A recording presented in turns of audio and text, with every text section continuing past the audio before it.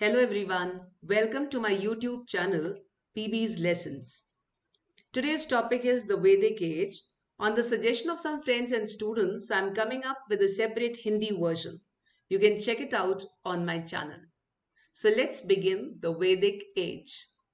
The Vedic period is called so because most of our knowledge about this period is based on the Vedas. And the word Ved itself means knowledge. Now, this Vedic period can be divided into two parts: early Vedic period or the Rig Vedic period and the later Vedic period. Early Vedic period extended from 1500 to 1000 BCE, and it is also called the Rig Vedic period because Rig Ved was the only Ved which was composed in this phase. Rest of the Vedas were written in the later Vedic period, which started from 1000 BCE and continued till 600 BCE. Now, from where did they come to India? Some scholars believe that they were the indigenous people of the Sapta Sindhu region, that is modern Punjab region and certain parts of Sindh. Swami Dayanand Saraswati in his book Satyarth Prakash mentions Tibet as the original home of the Aryans. But the most accepted theory is of the German Orientalist Max Muller, who says that their original home was around the Caspian Sea in Central Asia. For a clearer view here, so it's believed that this is the Caspian Sea here in red. So it is believed that they originally lived here. One branch of the Aryans went to Europe, and the other branch from Central Asia, the other branch came to India, crossing the Hindu Kush mountains. Here you can see that crossing the Hindu Kush mountains, which lie in Afghanistan and Pakistan, so they came to the northwestern part of India and settled down. That is why there is similarity between Sanskrit and some classical languages of Europe like Greek and Latin. Sanskrit belongs to the Indo-European group of languages. So this points to the common origin of the Aryans, but it's an area open for research. So more research can be done.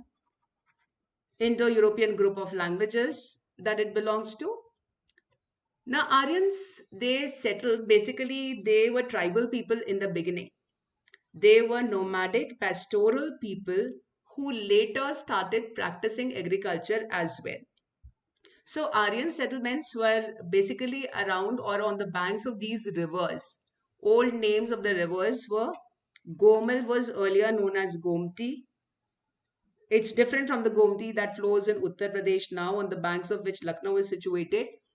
So, Gomal here in Afghanistan and Pakistan, Indus, that is Sindhu.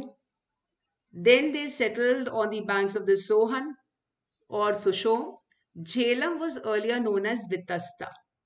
Chenab was Asikni. Ravi Parushni. Bias was called Vipas. And Satluj Satadri. Now here comes the Battle of Das Rajan, or popularly known as the Battle of the Ten Kings. Why? Because it's believed that Sudas of the Bharatas tribe, he fought against a confederacy of rulers on the banks of the river Parushni or Ravi. And therefore it's referred to as the Battle of the Ten Kings or Das Rajan. Now Vedic literature is broadly divided into two parts, Shruti and Smriti. Shruti is related to your hearing sense. So, Shruti, it's believed that it was revealed to the sages by gods. For example, Vedas. They are not described any human authorship. So, it's believed that sages had the visions, and then they, whatever they saw, they initially transmitted it orally. It was passed on from one generation to the next, and they were compiled later. Then second part of the Vedic literature comprises of the Smriti, that's ascribed human authorship. For example, Up-Vedas and Vedangas. Now each Veda, each of the four Vedas, that is Rig Ved, Samved, Yajurved and Atharved, Each one of these Vedas has a Samhita. Samhita contains the hymns. Hymns, you can say prayers or verses in praise of gods and goddesses. So Samhita has the hymns. Then the prose explanation of the Samhitas or the hymns is given in the Brahmanas. Brahmanas is all about prose explanation of the Samhitas. Then there are Aranyaks, also called the forest texts. Aranya is a synonym for forest in Hindi, and Upanishad is derived from the word Upanishad, means to sit down near someone. Upanishad itself means to sit down near someone. Now, to sit down near someone basically it refers to uh, the Guru Shishya Parampara. Now, Samhitas, as I said earlier, contain the hymns, Brahmanas, prose explanation. Aranyaks and Upanishads are about the philosophy of the Vedas and the spiritual content of the Vedas. I'll begin with the Rig Ved now. Now, as far as Rig Ved is concerned, it is the oldest Ved and it is the only one which belongs to the early Vedic phase. It consists of 1028 hymns.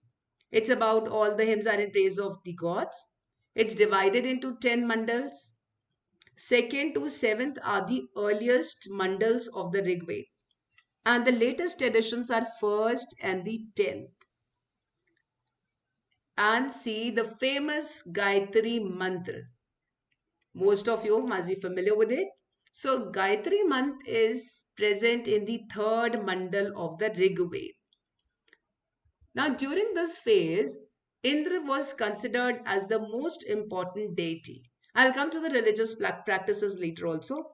Now, the two Brahmanas that belong to the Rig Veda, as I said earlier, each Ved has its own Brahmanas. Rig Vedic Brahmanas are Aetherya Brahmana and the Kaushitki or Sankhayan Brahmana. And then they have like Rig Ved के अंदर Ananyaks भी हैं. So Aranya, that is forest text, and Upanishad containing the spiritual content. Now coming to Samved, it is related to the history of Indian music. The word Saman itself means melodious. And most of the hymns of this Ved, they have been taken from the Rig Ved. In fact, all except 75 verses have been taken from the Rig Ved. Coming to the next one, there are 10 Brahmanas in the Samved. I'll skip this Yajurved. Yajurved. Yajurved is the only Ved, the Samhita of which contains both hymns and prose section. It's written partly in hymns and partly in prose. And it contains prayers which were sung during or recited during the sacrifices. And its hymns have also been borrowed from the Rig Veda as well as the Atharved. Yajurved is divided into two parts. Krishna, that is black or dark Yajurved, which contains the unclear portion of the Yajurved, and the Shukla or the white Yajurved, in which there is more clarity. Now, hymns of the Yajurved were sung by the Advaryu priests. Two famous Brahmanas of the Yajurved are Taittiriya Brahmana and Satpat Brahmana. Satpat Brahmana happens to be the oldest and the largest of all the Brahmanas. It is the oldest and the largest of all the Brahmanas. Next is Atharved. Atharved deals with charms, magic and spells to contain demons and spirits. Now, it has only one Brahmana, which is called the Gopat Brahmana.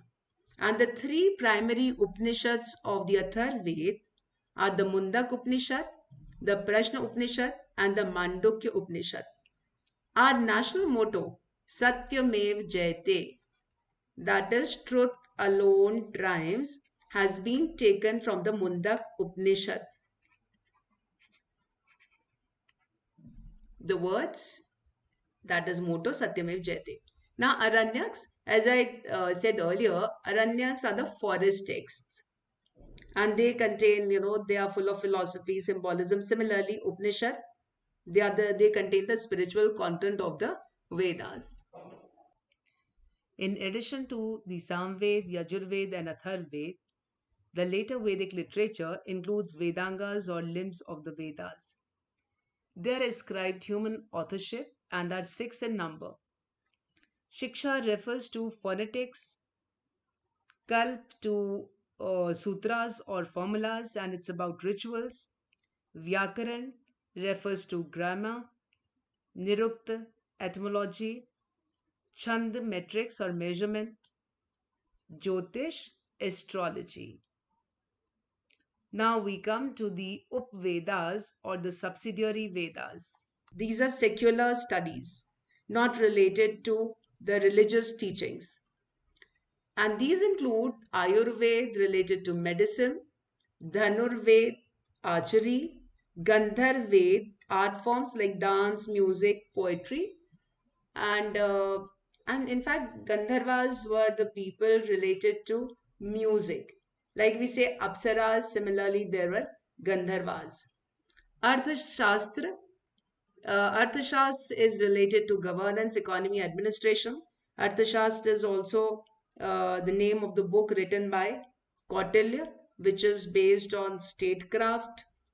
Shilpaved, Sthapatya Ved, related to planning, designing, architecture. Now, there are six famous schools of Hindu philosophy. And see, each of these is related to a particular sage or rishi. For example, Sankhya school of philosophy is related, or Rishi Kapil is supposed to be the founder of it. Yog, Rishi Patanjali. Nyay, Gautam Rishi. Vaisheshika, Kanad. Purv Mimamsa, Gemini. Uttar Mimamsa, Vyas. So these are your six schools of Hindu philosophy. First here, word is the name of the rishi or the sage by whom it was started. And one second word is the name of the school of philosophy. Famous epics Mahabharata and Ramayana also belong to the Vedic period. Mahabharata was first written by Maharshi Ved Vyas, whose birth name was Krishna Dwepayan. It included 8,800 verses and was called Jai Samhita. Maharshi Vyas handed it over to his pupil Vaisampayan. Vaisampayam added certain verses to it and the number rose to 24,000. After Vaisampayan, it was recited by Ugrasravas, and it is believed that he was the first one to recite the complete or the whole version of Mahabharata, which included 1 lakh verses. And when it included 1 lakh verses, Mahabharata was also referred to as Sat Sahasri Samhita. It has 18 parvas or chapters. Ramayana, next Ramayana. See, the Ramayana was written by sage Valmiki and it originally had 12,000 verses. Later it was raised to 24,000. All this is ascribed human authorship, unlike the Vedas, which were initially orally transmitted from one generation to the next and were later compiled. Now let's come to the political institutions. In the Rig Vedic period, the Aryans, they were divided into various tribes or jans. Each tribe had a king called Rajan. So remember that king did not rule over a kingdom but over a tribe in the initial phase in the early Vedic period. And the society was patriarchal. The smallest unit was the family, which was headed by Kula. Then the next unit, families comprised gram or village, headed by Gramini or village headman. And then Vis comprised of the grams, a clan, and it was headed by a Vispati. And at the top used to be Gopati. The word Jan, it was used for a tribe or a community of clans. It was headed by Gopati, which literally means Lord of the cattle. And usually Gopati was the king himself. In the Vedic period, we come across tribal assemblies. Sabha, Samiti and Vedata. At some places, a fourth one, Gan, is also mentioned. They were the main tribal assemblies. In the later Vedic period, we do not come across Vedatha. Sabha and Samiti also got changed in form. Sabha later became an assembly of the village elders, whereas Samiti was a general assembly. Rig Vedic army, it had both Rathins as well as Patis. See, Rathins were the soldiers on chariots, and Patis were the foot soldiers. There's a term Pani also, but that is used for traders in the Vedic period. The term for war was Gavishti. Gavishti was the term for war because most of the wars were fought for cattle. Though later, in the later Vedic period, they were fought for territory, but in the early Vedic period, they were basically for cattle. Now, famous women scholars of the early Vedic period were Vishwavara, Apala, Lopamudra, and Ghosha. Coming to the later Vedic period, agriculture became the main occupation. And gradually, the concept of state or Rashtra also started emerging. Power of the king increased. Then there were famous women scholars in the later Vedic period also, though gradually the position of women started declining. The famous women scholars of this period were Gargi, Vachak Navi, and Maitreyi. And caste system took its complete form in the later Vedic period, though it had started in the early Vedic phase but was fully established during the later Vedic period. And caste system initially was based on occupation. It was flexible. It was possible for a person to change his caste by changing his occupation. But later, it became hereditary. That is decided on the basis of the birth of an individual. क्योंकि ये देखा गया कि usually a Kshatriya son took the same occupation or a Brahmin son followed the same occupation. So slowly it came to be associated with the birth of an individual and became rigid. Important functionaries of this period, Bhagduk. Bhagduk was a collector of revenue, Sangrahitri, treasurer, Sut, royal charioteer. Now, Bali and Bhag, these terms are used for taxes. Bali, we know that it's used for sacrifice, but it was also a tax, a voluntary tax during the Rig Vedic period. And Bhag also referred to a tax which was a part of the produce of the farmers. Economic life in the Rig Vedic period, cities are not found. And in fact, in the later Vedic period also, it is towards the end of the period that we find the emergence of cities. So, Vedic life, initially no cities, main occupation, agriculture and cattle rearing, commerce was largely in the hands of panis or merchants. And early Vedic period, gold nishks, nishk that is a kind of precursor of coined money or minted money, they were used in the later Vedic period. In addition to Nisk, Satman, and Krishnala were also used for as standard units for trade. Then main occupation we have done. Religious practices. See, Vedic gods can be divided into three main categories, that is atmospheric, terrestrial, and celestial. Indra was the most important god of the Vedic period. He was the god of thunder, rain, water, and the destroyer of cities. That is why he was also called Purandar. His main weapon, thunderbolt. Then Agni was the next important god, the other important god. And in almost all the rituals and sacrifices, Agni held an important position. Now, earlier I discussed about the three forms of gods. Here we can understand this better, that the fire on the earth belong to the terrestrial category. The lightning in the atmosphere referred or belongs to the atmospheric list of gods. And the sun in the heaven, celestial, a celestial god. And then Varun, the god of water, was initially the guardian of wreath or cosmic order also. We come across him in the early Vedic period. In the later one, his importance declined. So initially, Varun was the god of Reed, that is cosmic order, as well as the lord of waters. Now, Surya, the life giver, so he was driven by seven horses. And these gods and goddesses became important in the later Vedic period. Now, Dios or Diospitar, the sky god. So we find reference to Dios, Drospitar, his consort Prithvi in the Rig Veda. Then the goddesses mentioned in the Rig Veda are Prithvi, Usha, and Aditi. Prithvi, the earth. Usha refers to the early morning sky, it's supposed to be the daughter of Dyospitar or the sky god. Aditi, the mother of Adityas, sun gods. In the later Vedic period, Prajapati became the most important god.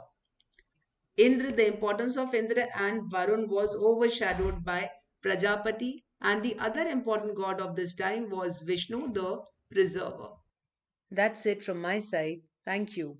And my next lecture will be on Buddhism and Jainism.